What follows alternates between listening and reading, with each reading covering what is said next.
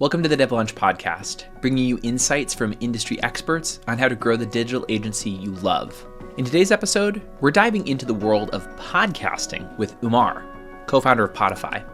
From tackling podcast production and automation to leveraging AI, Umar shares his experience and secrets to scaling a global digital agency while helping others launch successful podcasts of their own.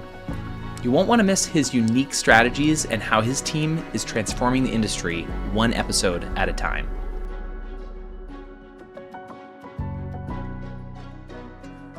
Well, Umar, thank you so much for joining us on the DevLaunch podcast today. I'm really excited to have your perspectives, especially as a podcasting expert yourself. This is going to be a really interesting episode. So thanks for coming on the show today. Thanks for having me, Tony. Really appreciate it. Yeah. Well, I want to maybe just start off with, why don't you go ahead and introduce yourself? I know you run Podify. You started Podify. When I first heard the name Podify, immediately my mind went to, oh, this is like a SaaS product. It's like a platform. But as I dug deeper, I learned a little bit more that you guys actually provide services. You yourselves are a digital agency. Would you mind sharing a little bit about what Podify is? What do you guys do? How do you guys operate? Sure. So first of all, I'll give you a quick backstory about my background, like what I do, what I have been doing. So I'm a computer scientist from background. I have a computer science degree, and I sort of, specialized in the region where, which I loved, which was artificial intelligence and automation. Like that is my expertise. That's my skill set that I bring to the table. Then we started Podify around 4.5 years ago. Me and my business partner, Billy, we started Podify because at that point in time, we both were doing our own podcast individually. Just a disclaimer, my podcast that I started sort of got lost in translation because, how it works when you're starting a company and you're doing business and everything. But that was the time when we actually realized like, oh, there is a demand in the market because a lot of people are starting podcasts, they need help. And as a fellow podcaster, you understand how much work it goes into creating a podcast, coming up with ideas, scripting the things, inviting guests, and producing the show, and then post-producing the show, and then later on distributing it and marketing it. So there's like a lot of things, a lot of moving pieces that goes into podcast production. So that was a time which was like a light bulb moment for us, like, this is exactly our calling. This is what we should do. So we started our company Podify, and we basically thought a lot about coming up with a name which is easy to understand, has as less syllables as possible, and is relevant to what we are doing. So we did sort of analysis ourselves. We did voting from our friends and family, and then we came up with this name like Podify. This is what we want to have. So now what we are doing at Podify is we help podcasters from A to Z, starting from, for instance, if you are a new podcaster, or if you're someone who just wants to launch a podcast, and you have been always dreaming about starting your own podcast. So we are the people who would help you with starting your own podcast. So how it works is we would help you with coming up with the direction of the show, like what's in your mind. We'll help you mind map that and sort of bring whatever is in your mind on paper and brainstorm with you to come up with the ideas, to come up with the direction and the path of your podcast. So that's the first thing. Then we would help you with producing your show. And it's both. We help you producing show virtually through Riverside, Zencaster, or any of the cloud tools available. Or we also help you like producing and recording your podcast in Los Angeles in our studio. So that's also something we can help you with. And then once the production is done, then the second step is post-producing the entire shoot, which is the audio, the video, and coming up with things that are socially shareable. We focus a lot on being the assets shareable because that's how you get the views, that's how you get the engagement, that's how that's how you get eyes on your podcast. So that's our motive behind post-producing your show. So that's important. Once that is done, then the last piece of the thing is distribution and promotion.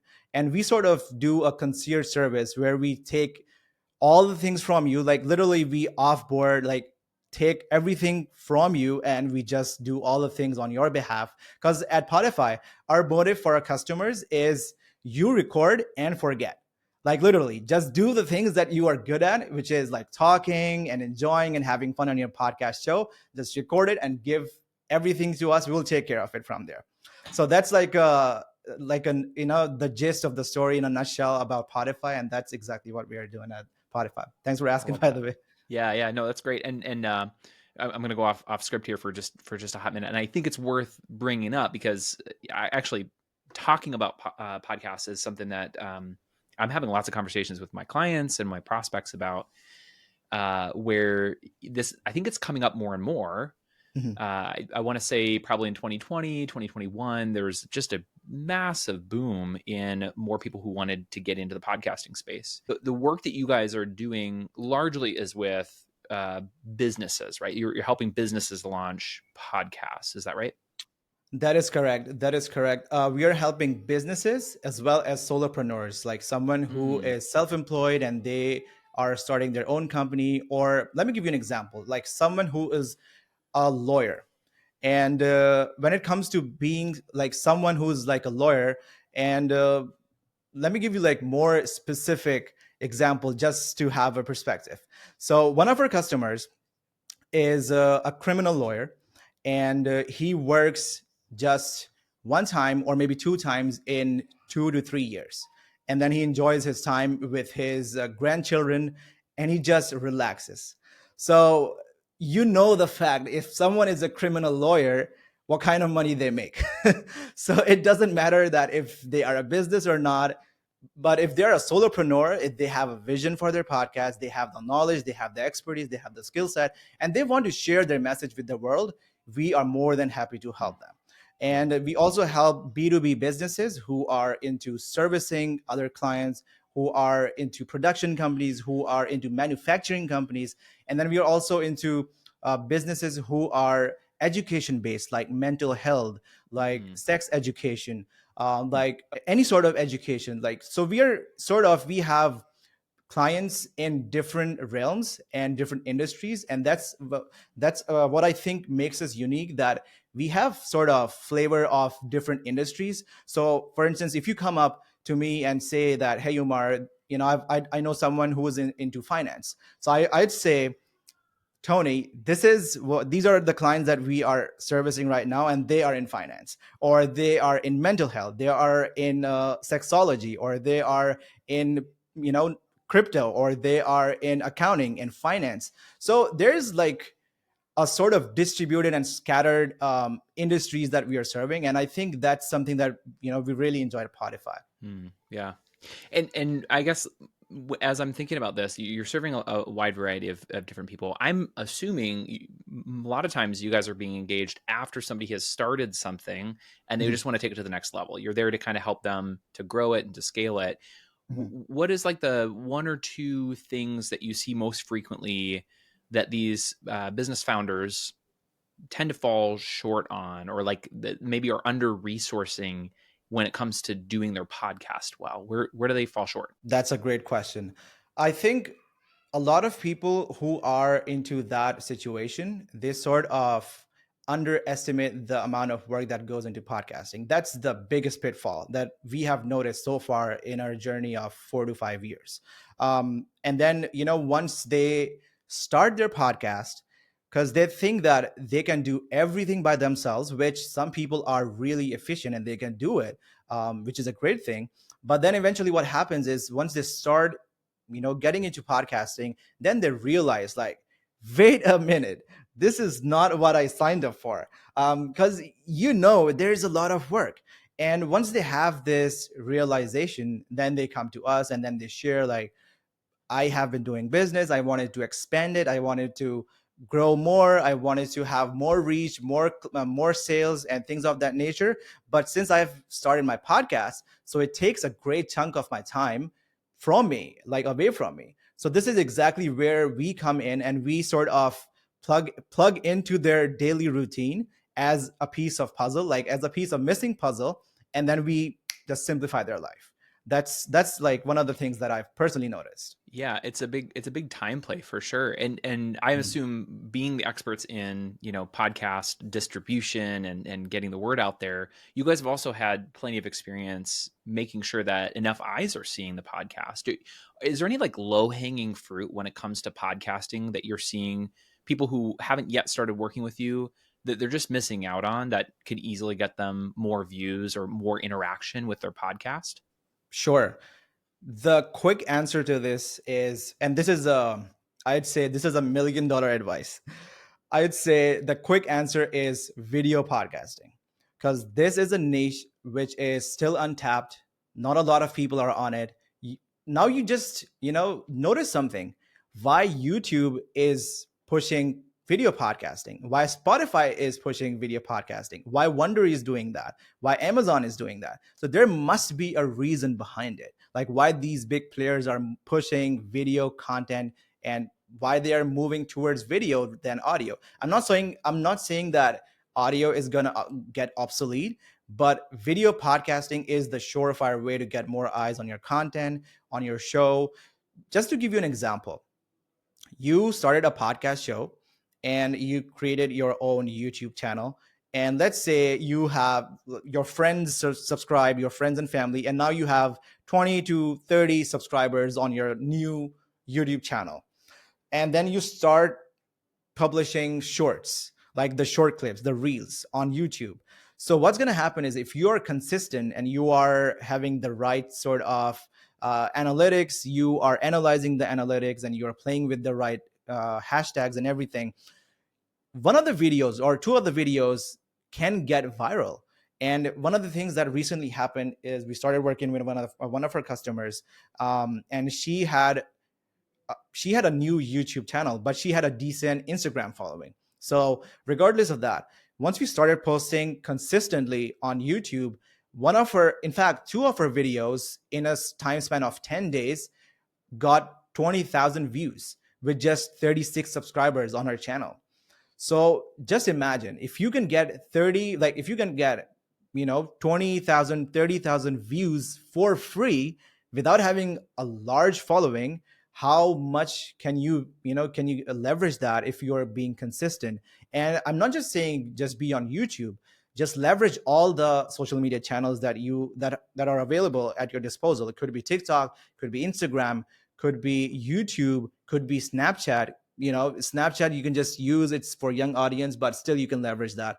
And it could be LinkedIn for sure, because as you know, now on LinkedIn there is a LinkedIn live video feed as well as a LinkedIn video feed, like two different things. Why? What is the reason why LinkedIn is pushing the video feed? So there must be a reason, right? That's how you can just leverage that platforms, those formats, and just really get the eyeballs that you're looking for. Yeah. I mean, even think about, the most popular podcast. I think it's still the most popular podcast, the Joe Rogan Experience. The Joe Rogan And Experience, yeah. when was the last time I listened to that? Just listened to it. No, like I'm always being fed clips on YouTube. That's Mm, where I'm going to go. I'm going to see excerpts of it. And then I'm going to want to go watch the full episode if it's like a very exactly. interesting, guest or something like that. So totally agree. There's definitely been a proliferation for sure on the video side. And I think that's really Mhm. good advice, right? Because Thanks. as LinkedIn especially is pushing videos, it's like, why not get some video content that you can do some video excerpts? I mean, if we're being Exactly. honest, Umar, that's what I'm going to be doing with this show too. So that is Definitely, for sure.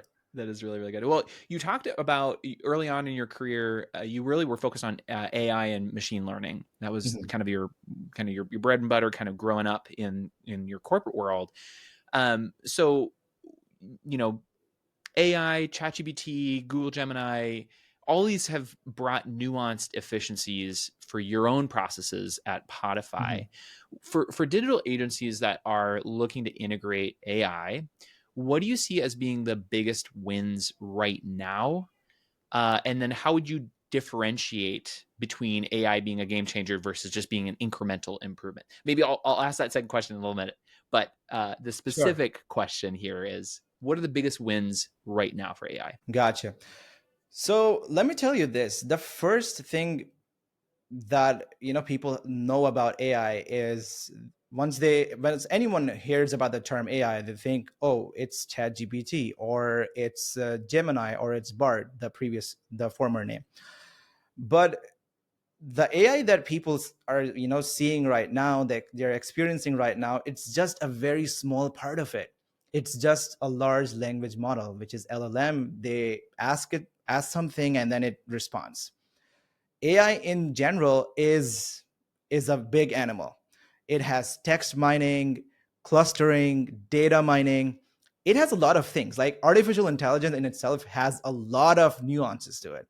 But generally speaking, people know ChatGPT as AI or Gemini as AI. So that was that's my stance on that. Like whenever someone pulls up the term AI, so I first of all I give them this explanation, like, listen, AI is not just ChatGPT. It's a big animal. So to your question, I think for us, AI has been sort of an incremental change rather than a game changer. Because I still do believe that there needs to be human element involved, specifically in service-based industries like us, like Podify, because we are dealing with customers firsthand. And if I put myself in their shoes, in our customers' shoes, so I would not want to talk to an AI bot all the time if I need help, if I want to be heard. So I need that human element. I need that human touch. Like if I'm saying like, "Hey Tony, what's up?" So tell me something in response. Like the other day we were talking and you were like, "Hey, my little one is sort of crying right now, is weeping. So, let's just talk some other time." That's the human touch. That's the human element. That's what I need.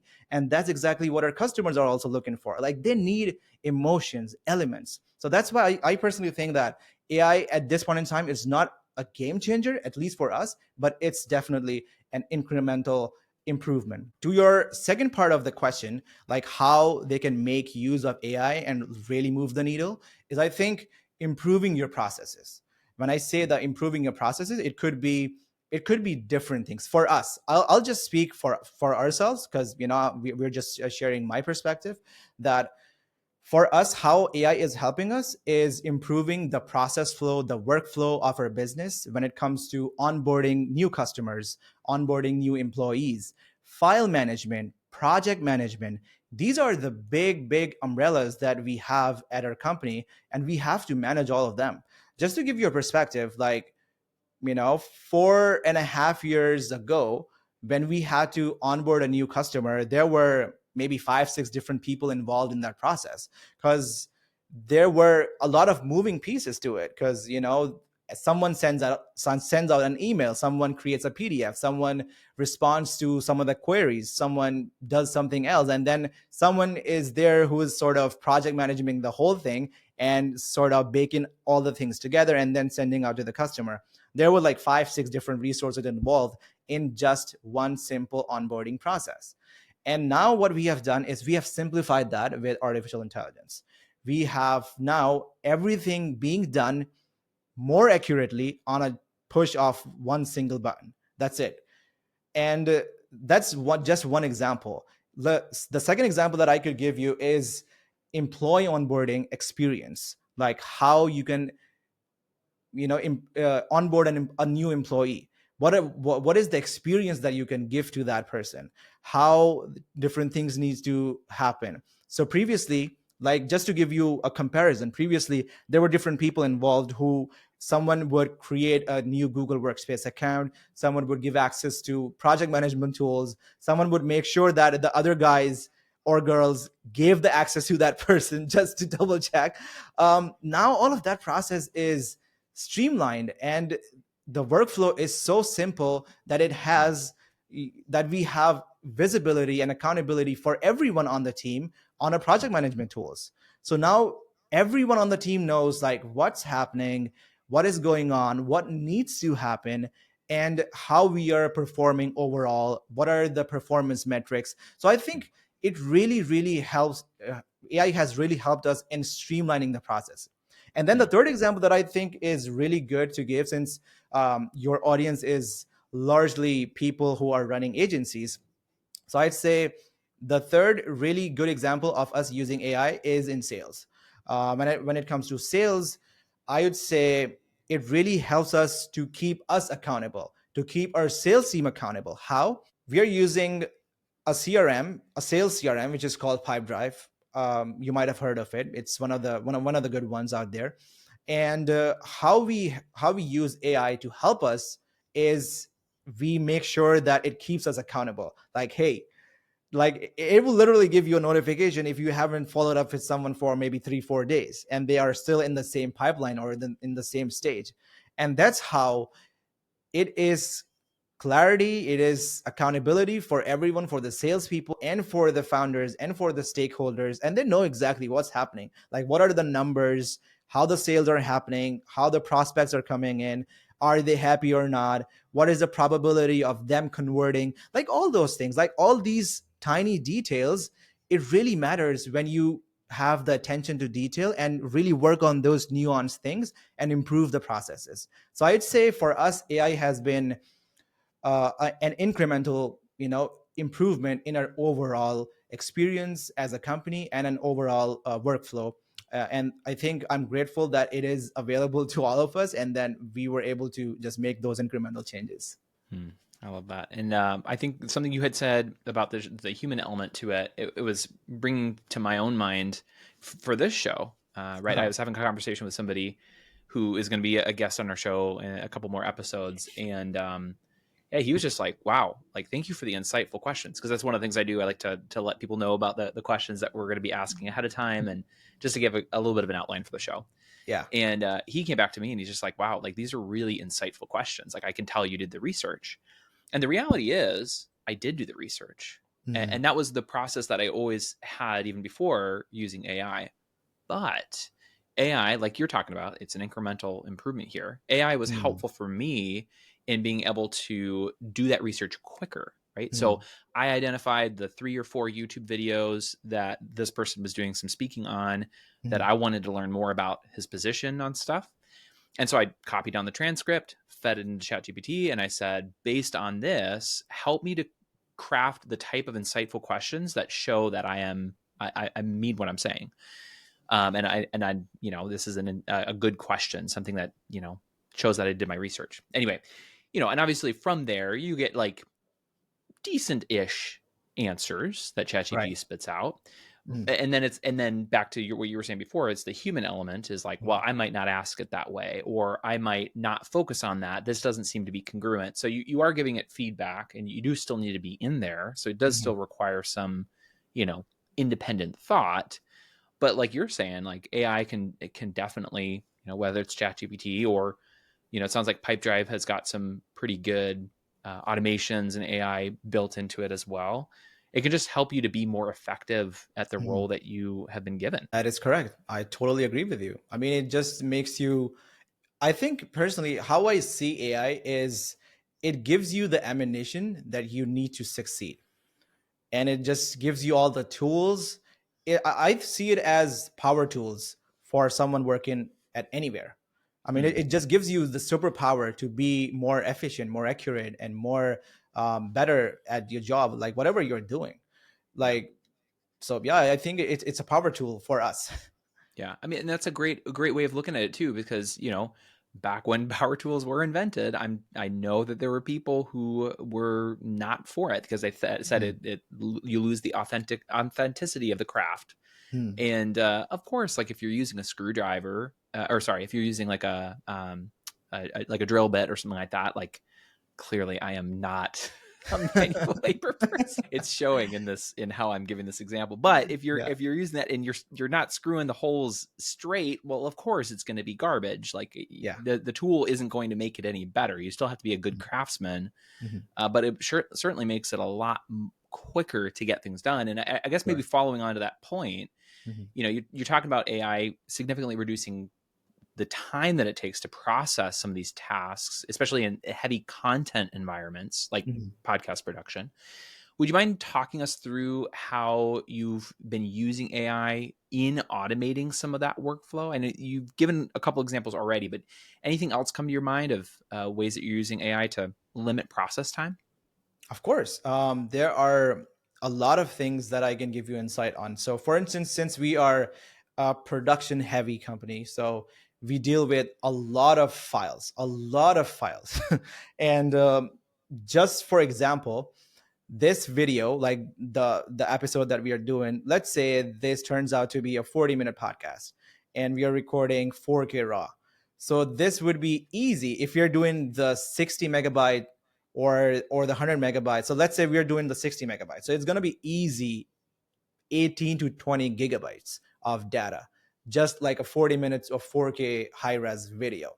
So we deal with a lot of data on a daily basis. So how we have sort of, taken help of AI is managing the projects, managing the files, and really just dial down the file management aspect of our business. So again, I'd give you example as a comparison so that it would be better understood by the people. Like before, we had a file management system. We had a proper file management system. We sort of created the hierarchies, and then we made different folders on Google Drive and everything, and we named the folders. But then eventually we noticed that it was a lot of work. I mean, you have to put in a lot of work. You have to keep track of those folders, and then you have to keep track of which file is where. And if you need to find it, then it was a nightmare. Like, oh my God, like if something is missing, now what do we do? Now we have no clue like how to search for it, where to find it, how we will, figure out if someone is needing that file. So now how we have streamlined the whole process is we have streamlined using automations. We have streamlined the file management. So as just a quick example, if we have a new customer who's onboarded, so they get a dedicated Google Drive folder on our Google Workspace, and we have all the folders created within that specific client or customer. And then we have their specific user ID, which is could be member ID, which could be UID if we're talking in technical terms. And then based on that UID, we are managing all the projects, all the files, and then those files are further segregated into different formats. Could be audio, video, designs, fonts, colors, project files, raw files. So it could be like all those different things. Now, since we have that file management dialed in, how we are dealing with it is now the search is super simple. Now all we have to do, for instance, if someone like any one of our customer, they come to us and they ask for or request any of the old folders or any of the old files, all we have to do is just put in their name and put in the name of the episode or just the number of the episode, enter, everything is in front of us. Before, it was a nightmare. Like, where do we find the files? We don't know. But now it's very streamlined. So I'd say that is one of the things that we did using AI and automation, and like really helped us. Like it really did. It was a blessing for us because it has taken so much time away. It has given us so much time back, because now we are grateful for that. The other aspect of AI that has helped us with streamlining our process is coming up with the transcripts, because since we are a podcasting company, so we heavily rely on transcripts. So previously we'd have to, if we wanted a transcript for any specific episode, so the process would look something like, and this would look like tiresome. Like you receive a file from the customer, you download the file, you upload that file on a specific platform, you wait for it to process, and then once that is processed, then you get the results. Once you get the results, then you press another button to download that transcript. That's a 5 to 6 different step process, and you need a dedicated resource who's going to work on that. Mm-hmm. Now we have streamlined that. Now what happens is, as soon as we receive the files from our customers, and I'll also come to that, like how we are receiving the files, because I think that's going to help a lot of people. So as soon as we receive the files from our customers, the very next thing that happens is our system transcribes all the audio files automatically, downloads the files, stores them on the dedicated Google Drive folder where we need them. Once those are done and uploaded, our team gets notified and a new project is created on a project management tool. Now what is happening, this is doing is it eliminated all the people who were involved in the middle. and it sort of just streamlined the process, like literally like smooth like butter. We receive the file, everything gets done, it's like magic. And then once everything is done, you just get notified like, hey, this is done, this is available now, let's get to work. Hmm. So that's one example. The other thing that I was coming to was receiving the files. Like, since we are a media heavy company, we process a lot of files, a lot of information on a daily basis. Mm-hmm. So previously our process was something like, we would receive files in different formats from different places, because when you're a young company, you're just figuring out, and you don't really know like how processes work. So we were receiving files from everywhere possible. It could be email, it could be Slack, it could be WhatsApp, it could be iMessage.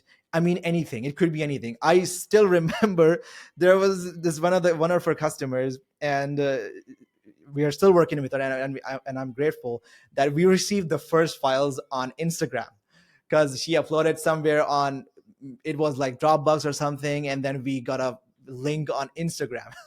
So that, these are the things that make you laugh, like when you look back, like how you started and how you are doing it now, and how you have improved over the journey. So now what happens is, we have a simple one page interface for our customers. It's a custom build tool that we have built at Podify. What happens is, once they are done with the recording, all they have to do is just drag and drop.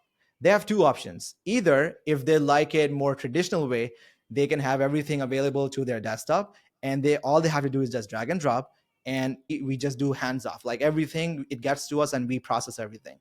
The second thing is, if they are wanting to just get more time back, so we automate that process. So what happens is, let's say they're recording something, or they're recording their show on Riverside, Squadcast, or any other cloud platform. So we have integrated our system with their Riverside account. So as soon as they're done with the recording and the video and audio is available on cloud for download, instead of it bugging them like, hey, the video and audio is available, now download it and send it to the vendor, what happens is, as soon as the files are available on cloud, they automatically get to our cloud, and then we process everything. So that's why I would like emphasize again on this thing, like AI for us has been an incremental improvement over Yeah. time, and I'm super grateful for that. Yeah. I mean, so maybe doubling down on this for a second. So you built direct integrations in with Riverside, and I think you said Zencastr may be another platform too. Like, are you building like working with I don't know if there's like an open API or something like that. Like, how did that happen? How did you guys do that? Yeah, so definitely there are developer tools, there are open APIs that you can use. And previously, when we started working, I personally love Zapier and Make. These are the two top tier automation tools. So if you have used Zapier, so you might know that if you are integrating two different apps together, so Zapier has built-in tools and built-in functions and triggers and actions that you can use simply by a drop down, and you can select any of those options, and then you can just use them. But if you're doing advanced stuff like this, like you have to read and write information, get the files, and sort of just make the two different apps talk to each other, process that information, and take that process information somewhere else. So this is where you have to code things, you have to develop things, and this is where APIs come into play, because Zapier has APIs, Riverside has APIs, Zencaster has APIs, and then you can use them, and then you can literally use them to take advantage of the platforms, and just take all the files, do all the processing, and just make use of it as best as you can. Yeah, and I think that it definitely works for you guys too, because you have that competence on your team, right? Because like between you've got a development background, and Yeah. you've got a couple other people on your team who also are more technically savvy to be able to write those integrations, right? That is correct. We have a whole wing of product development, so we are definitely tech Nice. savvy on that part. That's awesome. And I think that's, that this speaks to just the ever evolving nature of what it is to be a digital agency. Is like, Mhm. back in the day, you got more traditional marketing agency, Mhm. advertising agency, again, a more traditional model of agency work. But with the rise of these technologies and stuff, you might still have, in your case, as a podcast specialist, you guys are still providing a service. So there's definitely a Mhm. service element to it. You're not full on software developers per se, Mhm. you're content developers, Mhm. but you still have to have that competence. I think it's a great use case for why it's helpful to have that as part of your core competence as an agency. I totally agree with you. I totally agree with you. And for that part, um, since I am someone who's from a tech background, and my business partner Billy, he's from a sales background, and he's from a sales background as well as a media background, because he has been a filmmaker. He has his film rolling, has been on Netflix, and like he's a great guy. So since I think there's a good mix of expertise and skill set in our company, like we have media expertise, we have tech expertise. So not only we have people who have competence in development, but we have dedicated tech teams. So I'd say we Mm, are not just a production company, we are a media and technology company, because that's we cool. are media heavy, but we are tech savvy. So we are building tools that not only help us, but also help our customers. Mhm. And we are also doing all the production work. And at the end of the day, we are also helping our employees, our team members to make their lives easier by building tech that helps them do their job easily and just enjoy the whole process. So Mhm. that's what I love about working at Podify. Yeah, that's great. That's great. So I want to switch gears real quick here to talk about your how growth has been for you guys. I know when you first started off, it was just a two-person company. I think it was like you and your co-founder, and then now you're all the way up to like 35 people across 6 different time zones, which is that's not nothing. That's pretty significant. So Thank you. for agency owners who are out there considering that growth, what challenges did you face during that period of expansion up to 35 people and across the 6 different time zones? What were Yeah, some of the challenges you faced? right. That's another great question, Tony. I'd say you face problems and you learn from them. And we have had our fair share of problems, and we have faced those problems, and we have learned from them, and we have sort of outgrown from those problems. So I would say when you are 100% remote company, then you have a lot of moving pieces that you have to take care of. And it could be recruitment, it could be having the right people on the team, and it could be visibility, it could be accountability, it could be project management. There are a lot of moving pieces to it. And the first thing that I'd say is, running a company like this, like running a company like Podify, the core principle of running this business is to have people who are driven, is to have people who are honest, even if they don't know the work, even if they are not the best at their job, but they need to have integrity. They need to have honesty within themselves. Because what I personally think, that skill sets can be learned and improved over time, but a good character, if it's not there from the beginning, you cannot find it, or you cannot sort of like get it out of nowhere. So for us, whenever we are recruiting, the number one thing we look for is integrity, loyalty, and how honest someone is, and how willing, how hungry they are, how driven they are. And then it's the next part, which is, what skill sets do they bring? So that's the first advice I'd say, is look for honest people. That's very important. Then I'd say, if you have people in different time zones, then what we have noticed, and when like how we notice problems happening, and then how we overcame them, is, for instance, you want to have a team of, let's say, 10 people in a specific region, and those 10 people are working on, could be different things, could be production, could be tech, could be anything, right? Could be management, could be assistance, like could be anything. What we have noticed is, you need to have one person who is ahead of that team, so that all those people in that specific region, they look upon that person if anything goes wrong, if they want to communicate, or if they want things to be cleared up. So before, when we were working, we had people in different regions, and it was working for us, but it was stressful. Why? because there are, of course, six different time zones. Before there were three, now there are six, and I'm grateful for that. So now when you have like six different time zones and you're awake, for maybe 15, 16 hours, or maybe, because, when we were like initially starting, I would just sleep in 3 hours. It was just not healthy at all.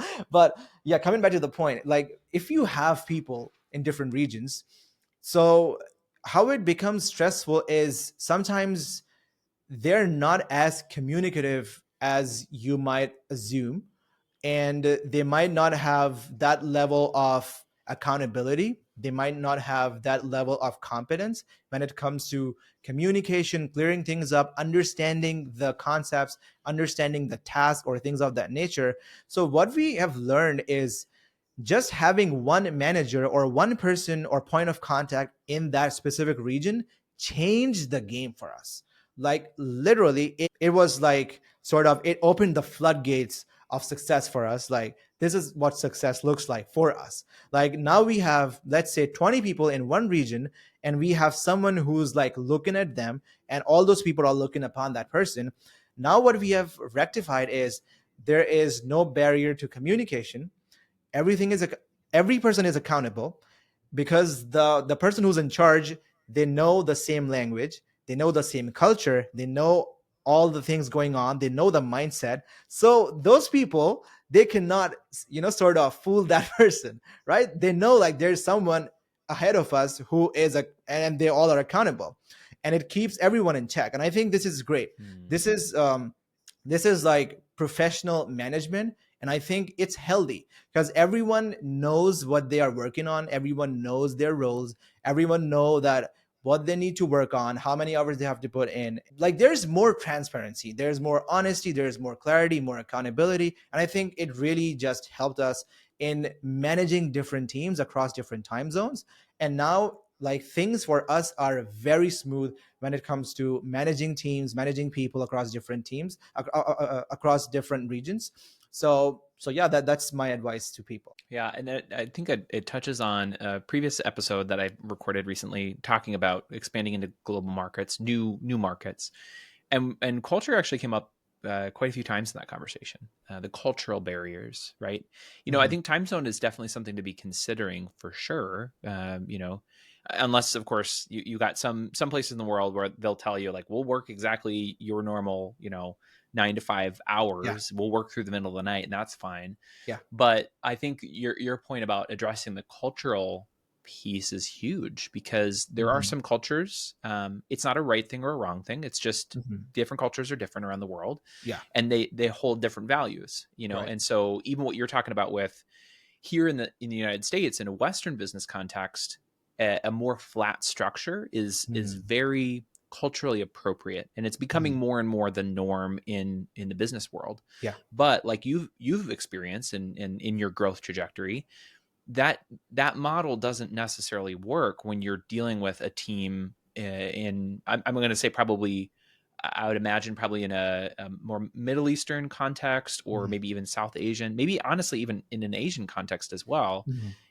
That doesn't necessarily work, because that's just not how business culture is. Would you agree with me on that? Totally. Because what we have noticed is culture plays a major role when it comes to work, when it comes to the values that they have. So this might be a little, how do I put it together? This might be a little controversial, not controversial, but it's just the nature of how things are. Since I am a Muslim and I have certain beliefs, and then there are people with different religions and different belief systems, and everyone has their own perspectives and their own belief systems. And I, as a Muslim, I'm tolerant and understanding of everyone, and I'm all inclusive of everyone, and I understand everyone's perspective because I'm respectful to everyone out there. So why I bring this up is we have a customer who has a podcast show based on sexology and sex education. Now, this is something which is sort of considered taboo in Asian regions, southern Eastern Asian regions, and Middle Eastern regions, or even some parts of Europe. This is considered taboo because here in America, it's openly discussed and it's norm, and people are okay with it, and it's okay. But in different regions, they have different belief systems. So we literally had people on our team come up like this is like something that we are not going to work on. We're not going to build the websites. We're not going to work on the media side of it, because it wasn't graphic at all. It was just education, like person talking had just given education. But since it was against their sort of belief system, or the understanding or the concept of that topic, so we were okay with it. We were like, okay, we understand this is your belief system and this is how it works. This is like a fair exchange of culture. Like, we believe in something and you don't, and you believe in something and we don't, and that's how we meet it somewhere in the middle. So I think that's respectful when it comes to like working with such a diverse people. So it wouldn't be wrong if I say that we are currently working with all the nationalities, not nationalities, like all the people from different backgrounds. So we have white people, we have brown people like me, we have black people, we have Asian people, we have Middle Eastern people, we have Arabs, like we have everyone on the team. So I think it's a very beautiful thing to work with diverse people from different cultures and backgrounds. You learn a lot, you understand their perspectives, you get the notion to respect others more. And then I think it's very beautiful to understand someone's perspective. And given that, then you sort of shift priorities, you shift their responsibilities, and in this way they feel respected, they feel listened to, they feel heard, and they respect you more as leaders. And I think as a leader, your job is to make sure that all the people working under you or on your team, they feel respected and then they feel appreciated. So I think you just have to appreciate people more and just try to understand their perspective, and just shift things, responsibilities, and you'd be good to go. You bring up a really good point, Umar, in that sometimes, not even just from being across a bunch of different time zones, but also being across a bunch of different cultures, you're necessarily going to rub up against, a difference, a clash in values, a clash of culture. This great example here of the sexology podcast that you were going to have some of your employees work on. I guess one of the things I'm curious about is, how do you maintain a cohesive and consistent client experience when you are spread out across multiple cultures and multiple time zones? Yeah, that's another great question, I'd say. For since at Podify, we believe that our customers are the bread and butter of the business. Like, they are the kings of the business. So we treat them as kings and queens. So since we have that belief system that our customers are our kings and queens, so in order to treat them the best way possible and just give them the customer experience that they deserve, we have dedicated people to work with them. And then we have a we hired a customer success manager 2.5 years ago. And the purpose of that person on our team was to improve the client experience. How? There are different things, different nuances, and very minute attention to details, those little things that really matter to someone.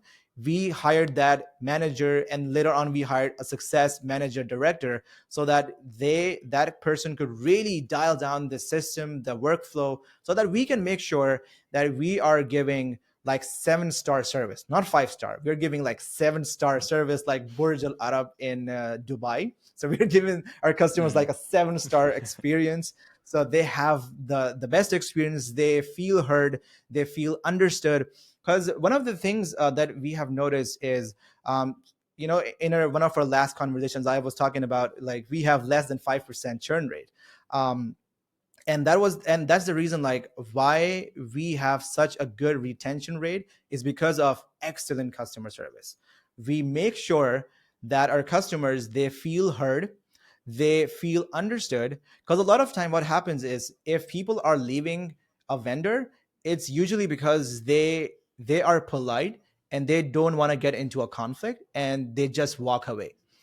And as a business owner, your duty and your responsibility is to make sure that you are listening to your customers and you're making sure that whatever problems they have, whatever issues they have, you're addressing them and ultimately solving them. So Mm. this is our motto. This is our core motive at Podify, is to listen to customers, solve the problems for them, do whatever it takes, and just get the job done. So we followed we followed the notion, which is GSD, which is get shit done, and whatever happens, just we just say GSD. Like, okay, something happened, GSD. And once since we have that GSD thing, it drilled in our mind, so we figure out, like, if something happened, how do we have to fix it, and we ultimately fix it. And Mm. then at the end of the day, the customer is happy, and when the customer is happy, you're happy. So Yeah, I mean, it's a great call out to show that sometimes in order to get that cohesive experience, it does require even just the intentionality of maybe we're going to have a client success manager or somebody who's really focused on ensuring that that's being addressed across the board. I imagine that this client success manager, they also have a pretty tight connection then to the service delivery, the people who are doing the bulk of the actual heavy lifting of the work. that is correct. That is absolutely correct. They have all the accountability, and this happens all because of the project management tools that we are using. Because they sort of are in control of everything. They have the bird's eye view of all the production, all the work that is being done at Podify, and they know what are the client requirements, what are the works that are in pipeline that are being worked on. So they have sort of the bird's eye view at everything. And since we have like partner success managers and a partner success director, so the partner success director makes sure that the partner success managers, they have everything they need and want to get their jobs done. And this is like a cohesive sort of interaction between the production team and the PSMs, which is partner success managers. We have this term PSM for at Podify. So once we make sure that the PSMs have everything from the production team, that is how there's a good handshake between a great customer service and all of us at Podify. So this is how we make sure that the customers get exactly what they're looking for, and there is a very smooth channel of communication and a very easy way of communication. Because there are different people. There are different people, and when I say this, when I say this thing, different people, is there's also this, and this is very important. This is also one thing that we have personally noticed is, if you have a system at your company, so try to be a little flexible with the system, which is specifically related to customers and customer interaction, not about the production. You have to be strict with the system on the production side of things, but you have to be a little flexible on the customer side of things. What I mean by that is, if you have a system, don't impose that to your customers. Rather, ask them, like, what is convenient to them. Some people like emails, some people like to communicate through Slack. So you just have to figure out the preferences, and once you have figured out the preferences, so you really rub them the right way, and they feel so happy and understood and listened. Like, I like Slack, so they are, having all that conversation on Slack. And this makes their day, and they don't have to deal with all the hassle of emails. On the contrary, there are some people who really love emails, and they're the ones who have the inbox zero dialed in. They Mm-hmm. are like super, super, tech savvy. Everything goes to different folders, like all the good things. So it's, at the end of the day, it just, dials, like, just depends on how much you're flexible and how you're addressing the preferences of your customers. And I think that is that is something that's gonna take you a mile away. Well, I mean, speaking about communication, this is kind of switching gears a little bit, but it is technically communication. It has to do with how you convey pricing. Something I thought was really interesting about your guys' approach with Mhm. Podify Yeah. is, rather than what a lot of agencies do, which is either a retainer model where you're selling a bank of hours, Mhm. or you're just a straight hourly shop, you have a per episode pricing model that you Mhm. share on your website. Would you mind sharing a little bit about the thought process behind that strategy for Podify. Sure. Um, when we started the company, from day one, we had this thing in mind that we're never gonna work on an hourly basis. Because personally, what I think is it's unfair for the customers and it's unfair for the vendors. And the context could be different.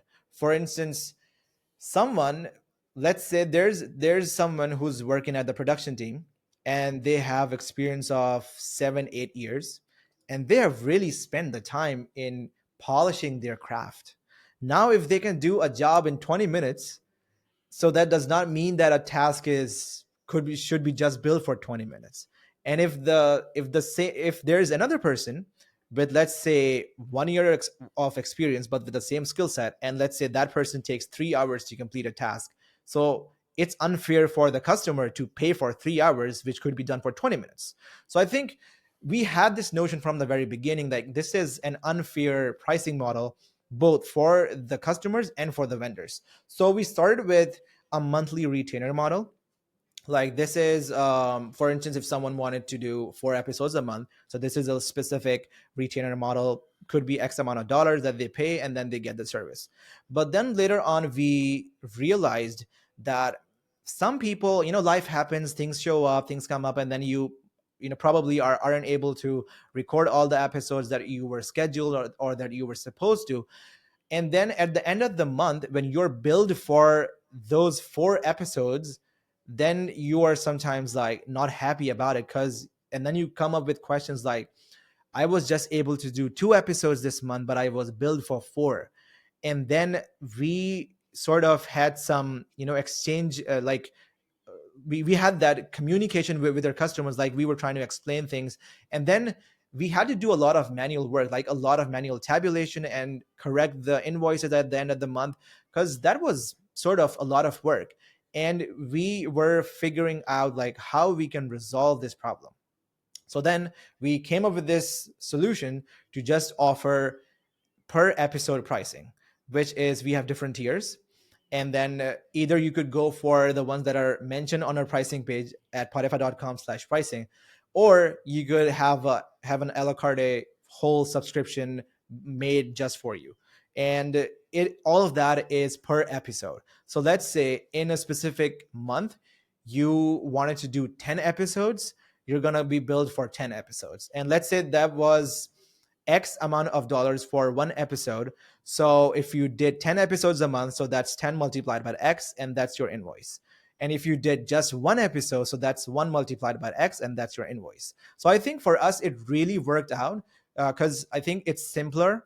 They don't have to commit for 3, 6, or 12 months. We just give them the freedom to just use our subscription service and per episode model and just be free. And I think this sense of freedom for our customers, it really makes them stick to us, because they know that we're not working for money only. So I think that's being more honest, being more realistic with the customers. So that's one thing. And I think it really worked out well for us. Now we are introducing a new pricing model, which is the credit-based model, which is we have developed a pricing system at Podify. Since I told you, like, we have the tech teams and product teams, so we have developed and built a pricing model, a credit-based pricing model. So what happens now is, and we are still in the production right now. We are rolling it out soon. So what happens now is, as a customer, you can buy credits, and then you can use those credits for any service that you want. It could be video editing, it could be developing a website, it could be editing a podcast episode, it could be social media graphics. I mean, it could be used for anything. And the good thing about those credits is they roll over every single month, even if you did not use all of those credits in a specific month. And then you have the whole dashboard to yourself, where you can see the total number of credits, how much credits did you use at what service. Like, you have the complete breakdown. You have the ability to buy more credits, as simple as just pressing a button. And it's like a calculator thing. You just put the number, like let's say 20 credits, and press buy, and you put in your details like credit card, PayPal, Venmo, Stripe, Apple Pay, Google Pay, whatever. We have all those payment gateways over there just to make the process even simpler, and just click buy. That's it. Now you have the credit model. Now you have the credits reimbursed on your system, on your dashboard. And now you can use those credits for any service you want without us to have signed those long agreements and, sending out payments every single month and just dealing with like per price, like per episode cost. So I think for us, this is even more effective and efficient way of pricing and dealing with all the finances with our customers. And I would love to do a follow up with you on that, because I think it's a very interesting model. I think what it speaks to is almost like a kind of what Zapier does, or because like they've now introduced a couple other kind of products in their lineup, and you can kind of flex between these different things. So Yeah, it'd be very interesting to kind of follow up with you on that. I want to just like double down though on when you guys had talked about per episode pricing. I think the thing that's really strong about that, or really a really solid move on your part with that, is oftentimes agencies are going to fixate on how much time is it going to take me to do this thing. And like you said, that can sometimes lead to the outcome where the client feels taken advantage of, exactly. or they don't feel like it's as transparent because they don't really know how long it's going to take. And I think it's nice to fix that, to fix that thing in their mind. And then also the great thing about presenting it as a per episode thing is you're tying the whole engagement to the outcome, which is ultimately, I want an episode that is completed, that's shareable, that can be used, to essentially attract new clients. And so I just want to say, like, I think that was a really good move, and I think it probably speaks to why you guys had such a low churn rate as well. Thanks, man. Appreciate it. Yeah, I think it's been a good move, and I would say like we are grateful to have good advisors and good friends at Podify that have advised us on how to take things forward, how to work with clients, how to improve your systems and workflows, and just make everything smooth as butter. So I think that has been very, very beneficial for us. And I also think that one of the best things about working with my business partner Billy is that he was an executive at Tesla, and he has worked one level under Elon Musk. So he knows what it takes to work with someone like Elon Musk. And that's how we got that GSD term from. like if anything happens, that's all right, just figure it out, like solve it, like find solutions. So I think having that strong people, strong partners and founders and smarter people, I think that really helps. And for me as a founder, as a co-founder, I think when we are recruiting new people, my goal is to hire people who are smarter than me, who are more competent than me, who are more tech savvy than me, who are more knowledgeable than me. Because I can have all that knowledge, but I'm just one person, and we need people. We need a team. We need like a group of people who are smarter than me. And my thing is that if I'm in a group or if I'm in a room of people, so my goal is to be always the person who is like the least knowledgeable, because that's how I think I will grow, and that's how I will learn. Because I always go whenever I'm meeting people, or whenever I'm in any of the networking events, I always go with a learner's mindset. I personally think that I know nothing, and I'm here to learn. And that person out there, he or she knows something that I don't know, or that I haven't heard about, like even in my entire life. So I'm there to learn. I'm there to like I'm open-minded to learn their perspectives, how they think, and how they could improve my life in terms of utilizing that knowledge like smartly. So it's about how open-minded you are, and how you are using your time effectively, and how you're just taking all the things. And one more thing that I would add here is, in a business like this, or in any business, you should have zero, zero ego, like zero. Like close it in a closet, put it away and just have nothing, like have none of it, and just be open-minded and think that you're here to solve problems. You're here to grow. You're here to get bigger and better and more professional and more polished. So I think it's just part of the journey that you should become more self-aware, more humble, and more down to earth. And once you are that person, I think good things happen. Well, there you go, making sense again, Umar. That's would wholeheartedly agree with that sentiment. I mean, it's even baked into our core values at Equip. We say no experts, only servants. We're here first and foremost to serve, not pretend like we know everything. Because the fact of the matter is, the more you learn, the more you realize you just don't know. Exactly. Well, Umar, I'm gonna guess people have listened to this episode. They probably thought to themselves, "Oh, there's something really interesting about something he said," and they're going to have questions for you. Or maybe they're just really curious. They want to get to know Podify better. They want to follow the story as you guys are growing. Mm-hmm. Where can people go? Where's the best avenue for people to go and follow you and get to know Podify better? That's thanks for asking that. The best way to reach me out is my LinkedIn. And you could just go and search the term Muhammad Umar, Muhammad UMAR, and just put the term Podify, Podify, on LinkedIn search, and you will find me as the first person over there. Yeah, and you do post pretty regularly. You've got your own excerpts from your show, or at least recordings that you do, and so perfect. Would highly recommend if people can go and to follow Umar. Well, thank you again so much for hopping on the show today. This has been a wonderful, wonderful interview. Absolutely. Likewise, received and reciprocated. Thank you so much. And thank you to our listeners. If you found value in our episode today, please leave us a review and tell your friends about us. If you're interested in being a guest on our show, as a digital agency owner, or maybe somebody with insights that can help digital agencies grow, head over to our website to learn more at equip.com/podcast guest.